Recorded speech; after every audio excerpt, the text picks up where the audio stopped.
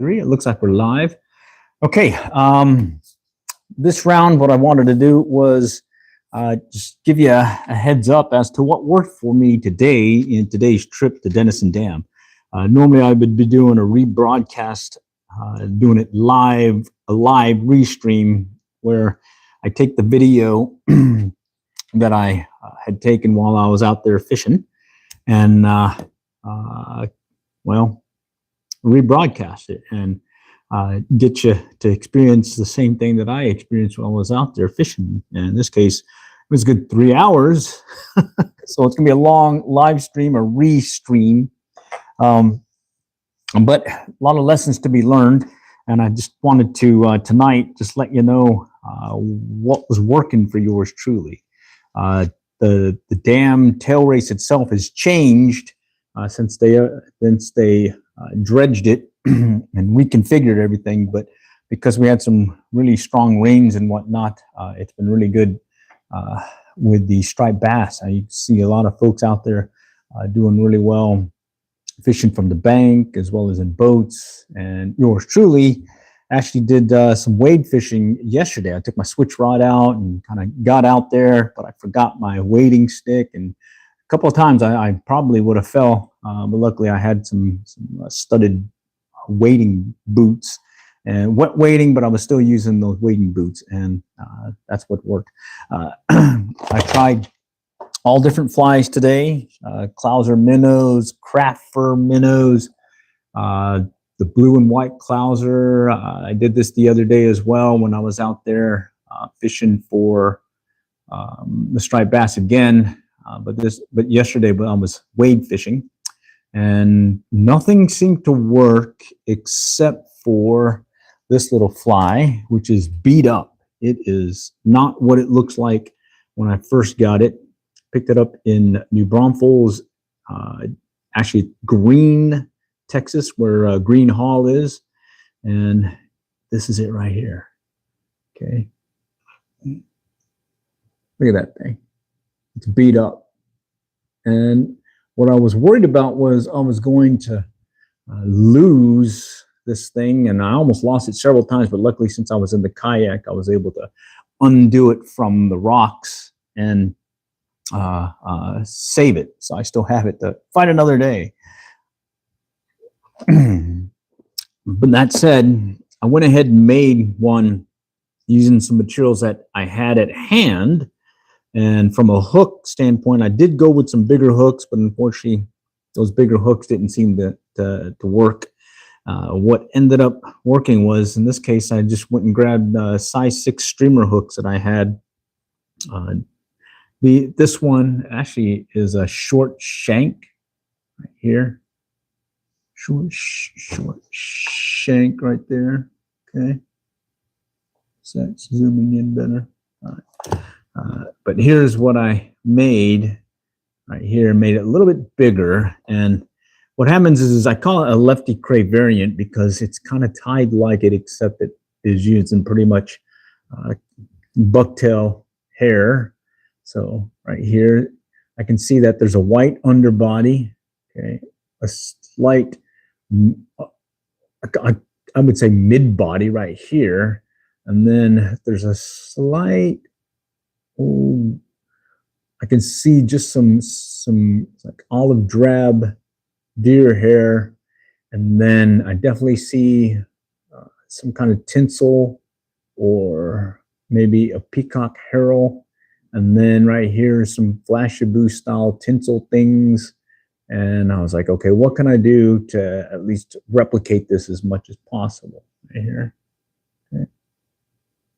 And what I found came close was this. It's a little bit bigger, it's bushy.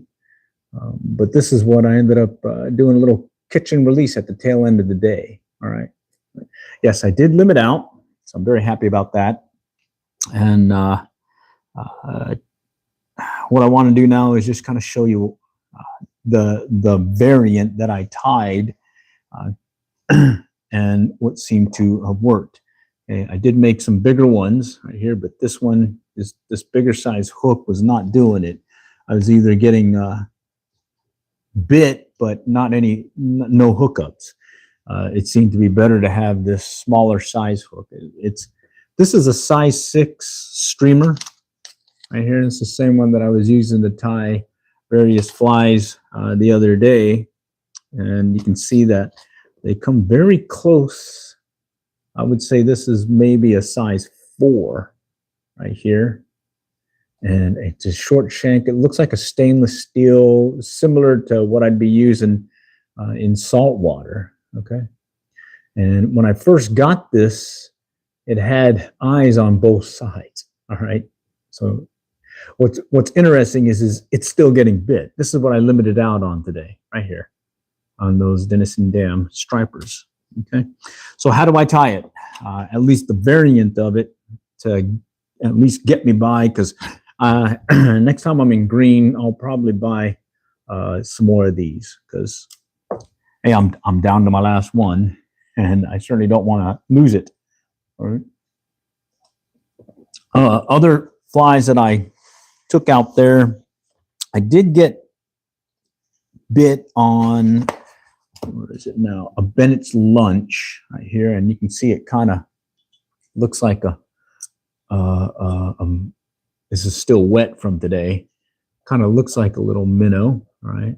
But what they were looking for was something shad-like. This is more like not really a shad, but definitely looks like some kind of bait fish. All right, it's kind of beat up. Okay, got a whole set of these. All right, and I've caught a number of striped bass as well as bass using these. Okay, but they tend to sink, and what they were wanting today, at least for these striped bass, was this, something that was on the surface. I would say like a few inches, if not, if I let it drift down, yeah, maybe it would sink, but it would soon pop up to the top. And in the restream that I'll do tomorrow, what I did was I set the GoPro behind me and get you a wider view, and you're able to kind of get the feel as to what I'm doing. I ended up using an OPST commando head on a TFO 6-weight fly rod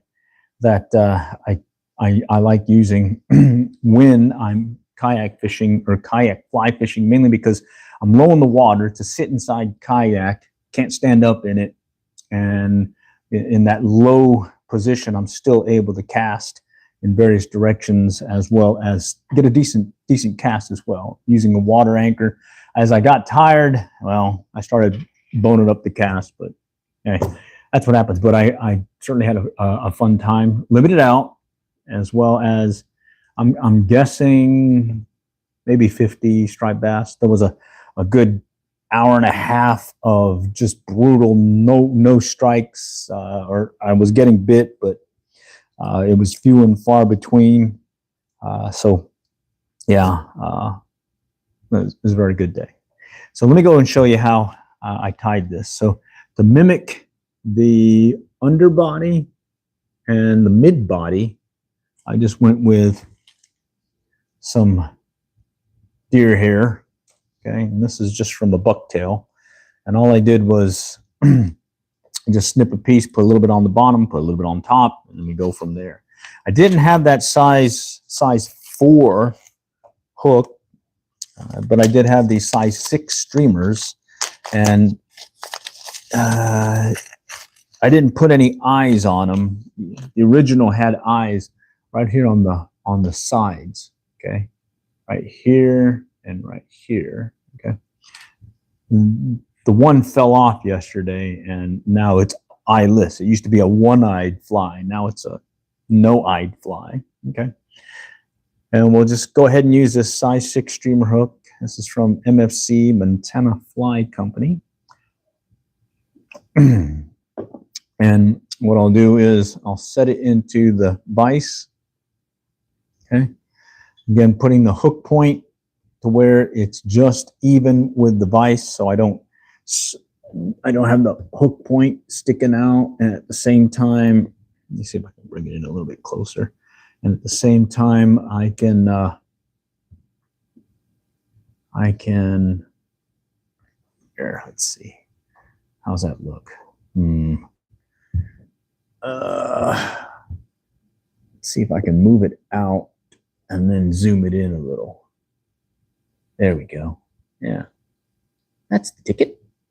No, how come I can't get it? All right, let's do that. Let's try that. All right, let me zoom it out some more. I'll take it out this way. Okay, how about that? All right, okay, this is a impromptu gear here, so you're getting the live effect. And dang, I got my wireless mic here. Okay, I think that's enough to give you a view. Let me change the mic so it's out of the way and give you the white background on my shirt. I'll put it up here.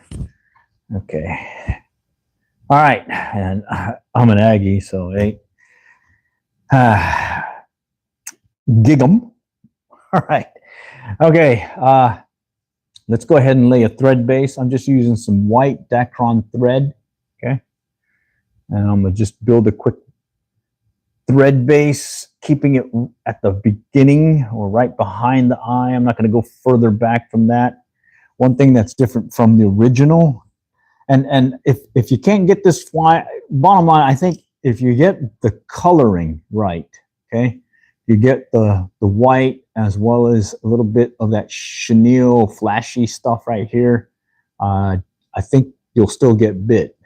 I tried, again, marabou, white with chartreuse, and that's the Denison dauber that I've normally caught a good number of striped bass on that out of Denison, and unfortunately no takers but one, and that was yesterday. And then the Clouser minnows and craft fur minnows that I've used so much and successfully in the past, they did not want this. They did not want this. Is still beat up from last season when I went. Look at this. This is a craft fur minnow right here. And it's beat up, got dumbbell eyes and everything, and they would tear this thing up. But for some reason, they want nothing to do with that. Tried a red and white right here, Clouser minnow, same thing. All they wanted was a variant of this and fished with no weight in the upper part of the water column. Okay, that's the original, and then here's my version of it. Okay, and it's not the best, but I wanted a backup, and luckily when I was doing some catch and release stuff, that seemed to work well.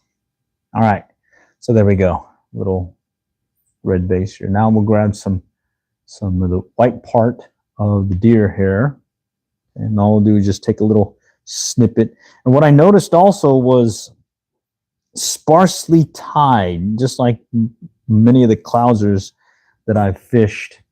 As long as it was sparsely tied, I was getting some really good bites. All right, so I'm going to flip this over, and we're going to build the bottom portion of it here. Okay. Let's see. I kind of want it to flow back about yay long. Okay.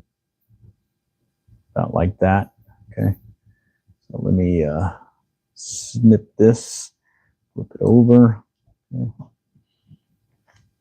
And okay, just drop that there. Okay, right here. I'm just gonna loosely wrap it initially with some loose wrap. Okay, so I'll just do an initial loose wrap to capture it, and then I'll do a second wrap, and then that'll lock it in. And then if I need to adjust it, just like I'm doing here, I'll adjust it. Okay, and then we'll lock it down a little bit here. And what I like doing is I'll tie it down initially, then I'll kind of trim off the excess right here. Trim off the excess so that when I tie it in the rest of the way, I don't have all these loose hairs sticking out at the front of the eye. Okay. And you'll find that this is a fairly quick fly to tie. All right, so that's the underbody. Okay. Next thing is we'll grab some more of this deer hair. And we're talking sparse ties, so we don't need a lot. Okay. There's the next one. Okay. Hi, Ground Fog. How's it going? Appreciate you going in. You seem to be a regular. Okay. Do like the regulars. It's really appreciated. It's been pretty fun having you guys join here. All right. So now we're going to do the mid body. Just kind of lay this one again right here. Kind of building a little minnow shape. Okay. And I'm going to go ahead and trim it down just a little bit more so we don't have all that excess. Okay. Right there. All right. So I'm going to pinch it again. Start with a loose wrap and then a second loose wrap, and then I'll lock it in place. Okay. And then just to make it easier, I'll stop short and just kind of tie in, and the excess before I go all the way to the eye, I'm going to go ahead and cut that out of the way so I don't have all that loose stuff sticking out. Okay. All right. So we're almost done. All right.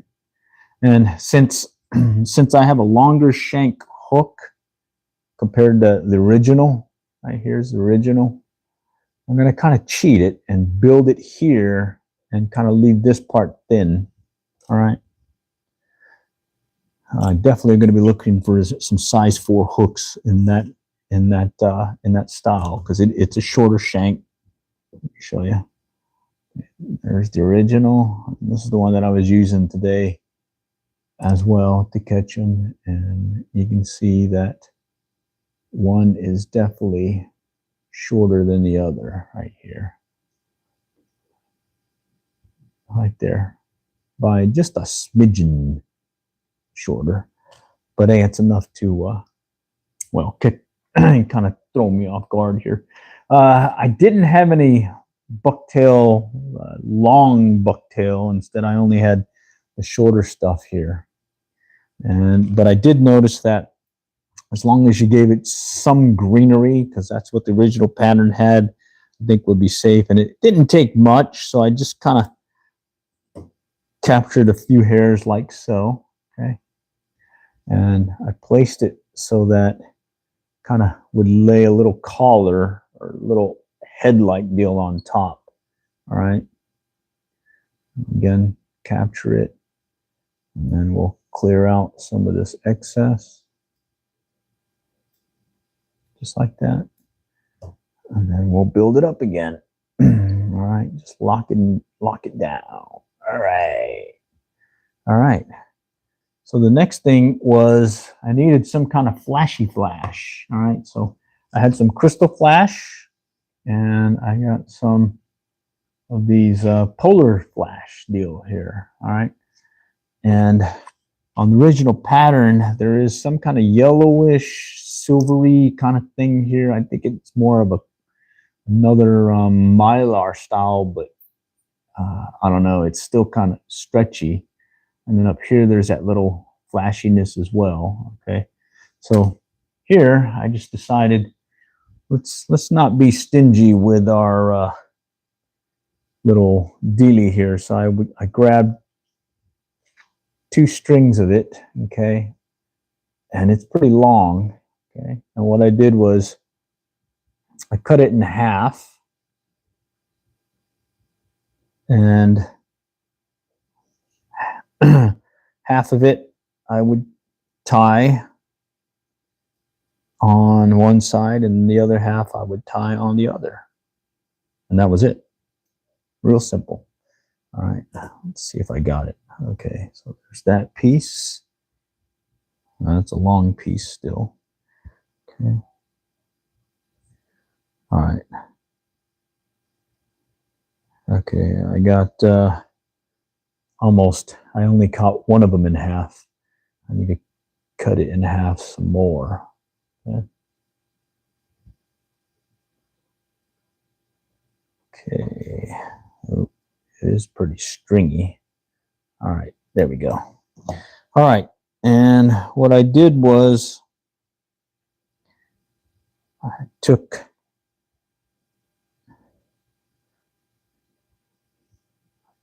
and I learned this from forget who, but when you tie it in, I just kind of grab it like so, and then I'll pinch it, and I'll tie one side right here with it, and I'll kind of place it on the side that I want. Okay, I'll tie it in first. Okay. All right, just like that. Okay, I just tied it in right there. All right, and then I'll just kind of flip it the other way, and now I'll grab the other dealies. All right, and so it's going to actually be 4 and 4 on each side, because what I'm doing is I'm taking that long strand and I'm cutting it in half, so it's 2 strands, and then I'm cutting, or I'm basically halving it again as I tie it in with the tying thread. So it's going to actually be 4 strands. All right, let me just pull back on this real quick. Okay, and right there.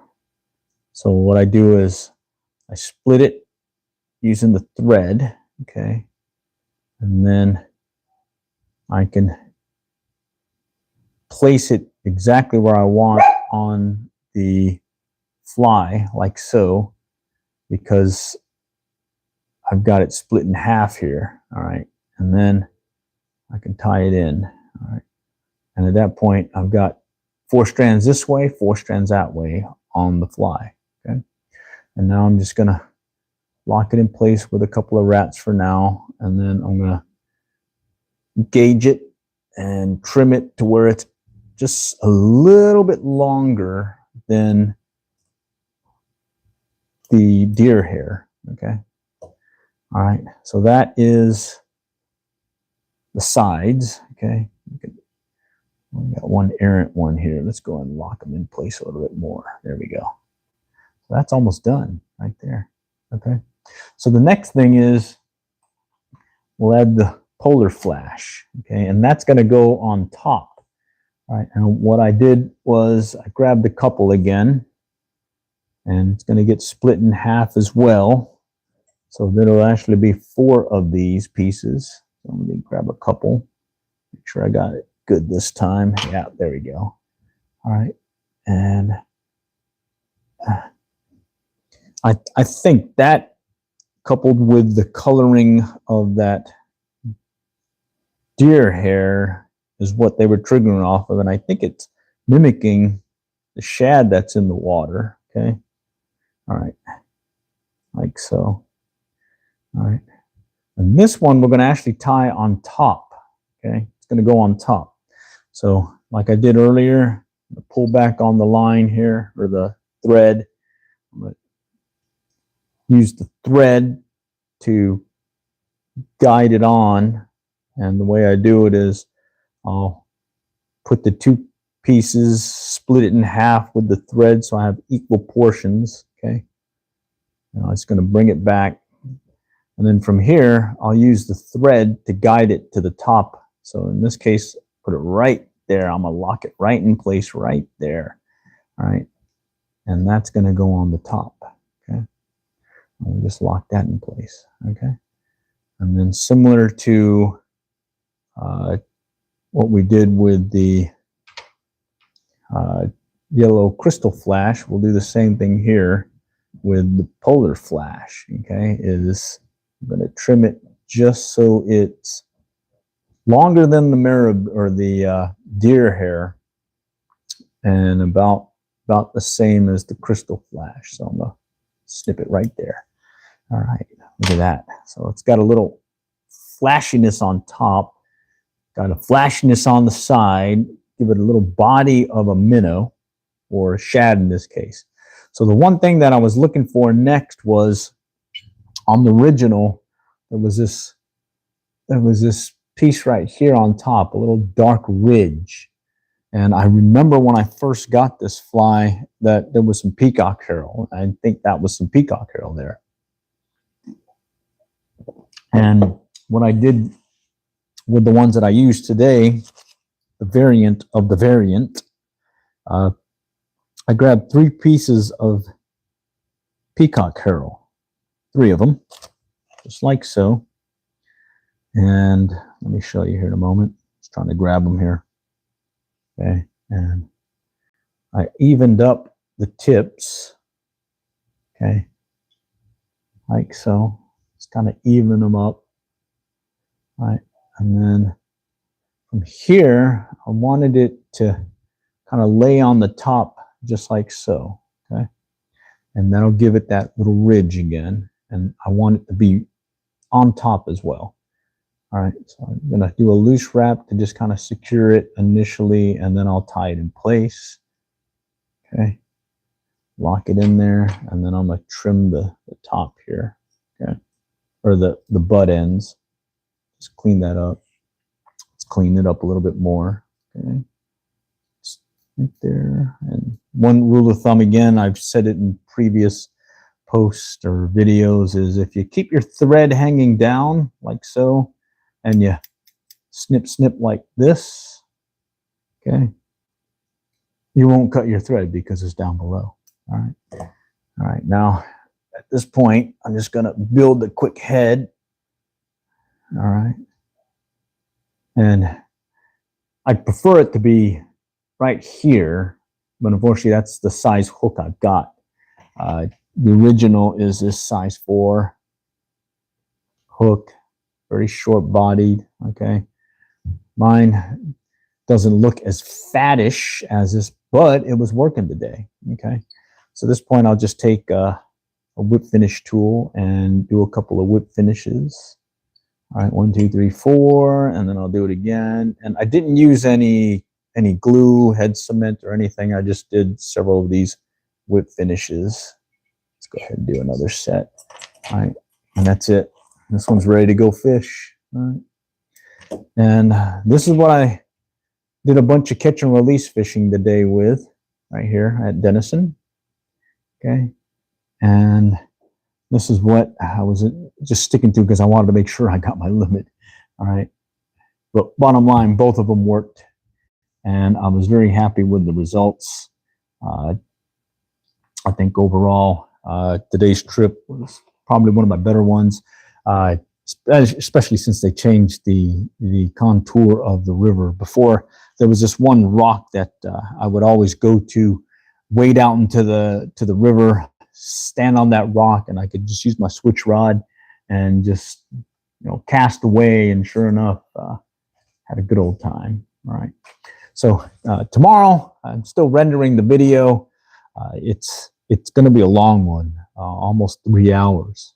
And if you're not able to see the whole thing or come and go as you please, what I would do is you can watch the edited version, where in that case, I'll just run it through an app that I have and just say, here, shorten it and get rid of some of all that extra stuff. And I usually drop it down either in half, if not more, and get you to some of the good parts, all right, where there's some action. Because there was a bunch of times where there wasn't much action. But because I also repurpose these into a podcast, I'll do a lot of narration or commenting so that I can keep the listeners engaged. Okay.